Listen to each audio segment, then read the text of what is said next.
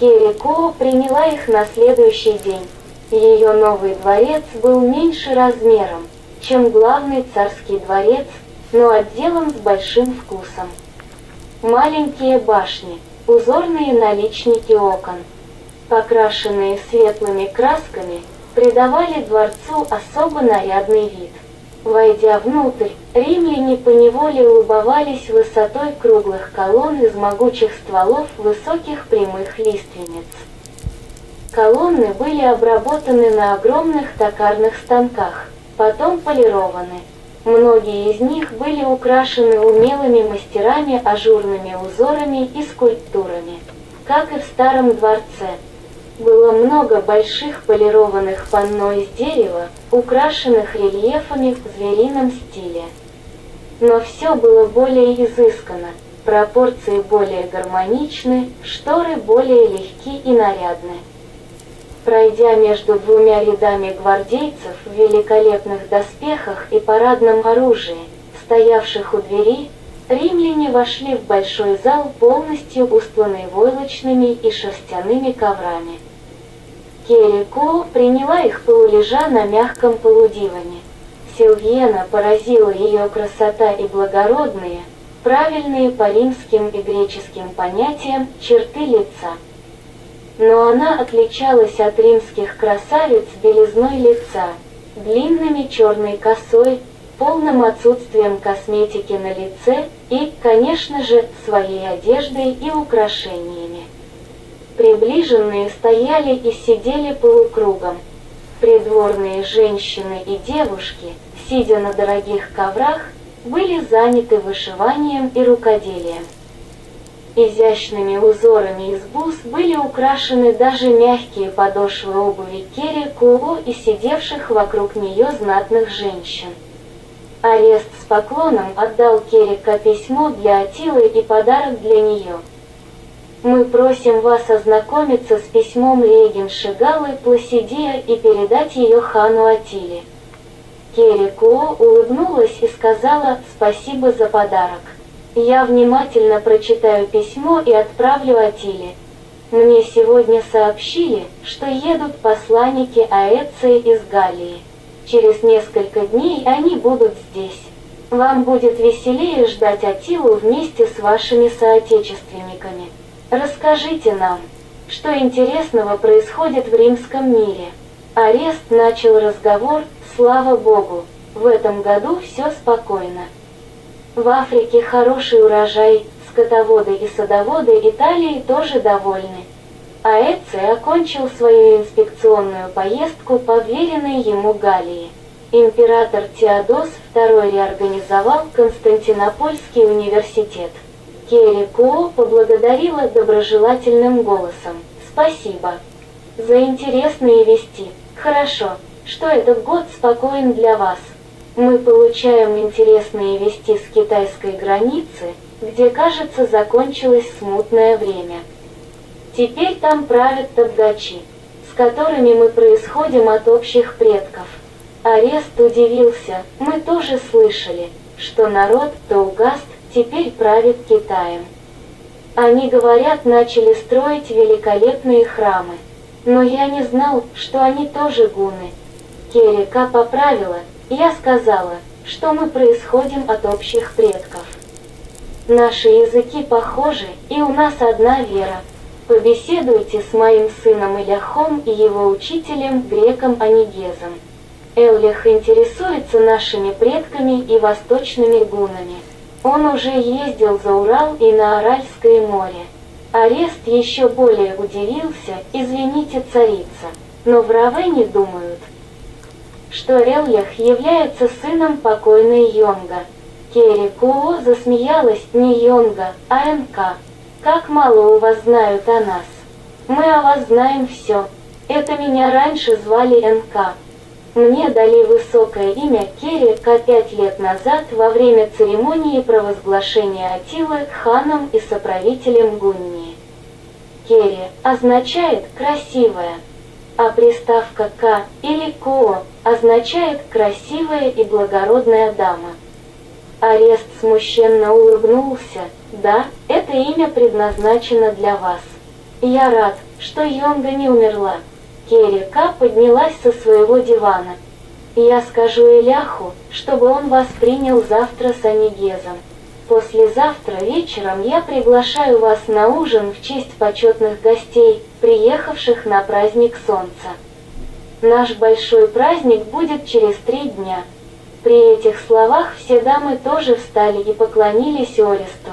Римляне поблагодарили Керри-ка, поклонились ей и вышли из зала.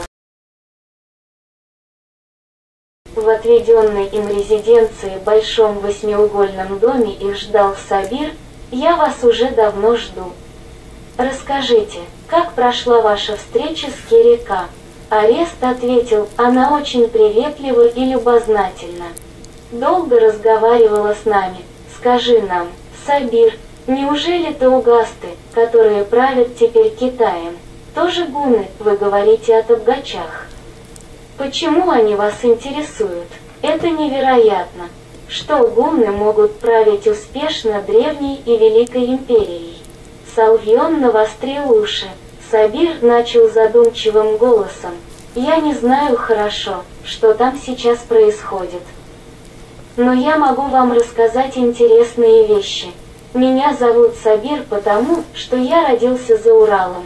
Эта страна называется Сибирь, как и мой народ Сибирь или Сабир. Но вы же гун. Гун означает кюн или кюн-джона, люди солнечного племени. Мы все говорим на близких языках, имеем почти одинаковые дома, одежду и оружие, и все верим в Тангра. Некоторые произносят это великого имя Тангара, другие Тангри или Тенгри. Но мы делимся на народы и племена. Тангра — это ваш бог. Это единый и всемогущий Бог. Мы думаем, что христиане, и мы верим на самом деле в одного и того же Бога. Но вам лучше поговорить об этих вопросах с нашими белыми шаманами. Ты родился за Уралом. Да, на берегу реки Иртыш. Я воспитывался моим дедом, так как мать умерла рано, а отец ушел в поход на запад с ханом Мунцзуком и не вернулся с войны. Деду было уже много лет, но он был все еще крепок и строен. Быстро в движениях. Он рассказывал, что его отец сопровождал вождя Сабиров, поехавшего по приглашению одного гунского хана в Китай. Салвион непроизвольно воскликнул: «В Китай!» «Да, в Китай!» Моего прадеда больше всего поразило, что одним из виночерпиев этого хана был пленный китайский император. Орест поразился: китайский император, как наш бедный император Валериен. Взятый в плен персидским шахом Сапором, этот китайский император был виночерпием и мыл посуду после банкетов. Валериен был вынужден вставать на колени каждый раз, когда Сапор садился на коня. Сапор наступал ему на спину или даже на шею, чтобы сесть потом в седло. Сабир вспомнил обычай знатных гунских дам садиться на коня, наступая на спину слуги, встающего на четвереньки сбоку лошади. После паузы он сказал: на следующий год он был казнен, и гунский хан взял в плен нового императора, который был вынужден заменить в роли виночерпия своего предшественника. Подобного последовательного пленения двух императоров не было в римской истории, и Орест заметил, Валериан быстро умер от горя и переживаний. Говорят, что шах Сапор приказал сделать из него чучело на память о своей победе, но я этому не верю.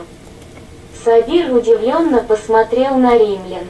Все замолчали, тишину нарушало только потрескивание огня в камине. Сабир вышел из задумчивости и продолжил свой рассказ. Мой дед служил в войсках табгачей несколько лет. Он привез прекрасное оружие. Его меч имел рукоять из слоновой кости, а шлем был инкрустирован золотыми узорами. А как вы оказались на Западе по следам своего отца? Я кое-что узнал об его судьбе. Салвион заметил, можно сказать, что вы провели расследование. Арест сказал немного уставшим голосом, до Китая очень далеко. Мы очень мало знаем, что там происходит. Это, по правде говоря, нас мало интересует. Римское посольство там было только один раз несколько веков назад. Сабир оживился, зато нас это интересует. Побежденные давно народы могут завтра оказаться рядом и начать с твоим народом борьбу за пастбище. Поэтому мы в курсе всего, что происходит в Великой Степи от Дуная до Китайской стены. Мы в Италии почти ничего не знаем, что происходит рядом в лесах Северной Европы, в лесах ситуация совсем другая. Там живут слабо организованные народы, говорящие на слишком разных языках.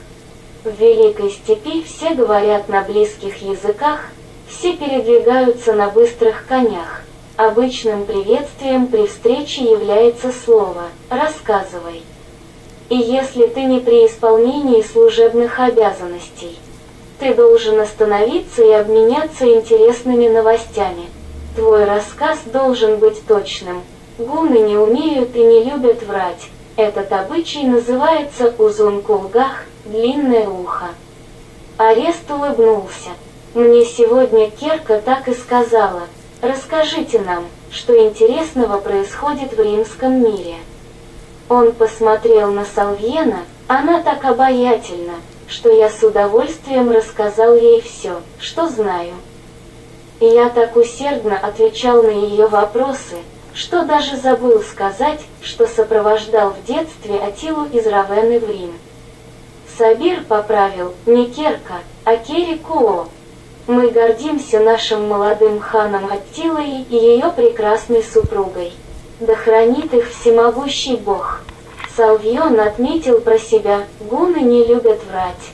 Это хорошо, значит, Сабир, ты мне расскажешь скоро, какие совместные планы обсуждали Аттила и Аэций. Но с тех пор прошло много лет. Мне нужно все мотать на ус, чтобы понять мотивы поступков Аттилы и Аэция.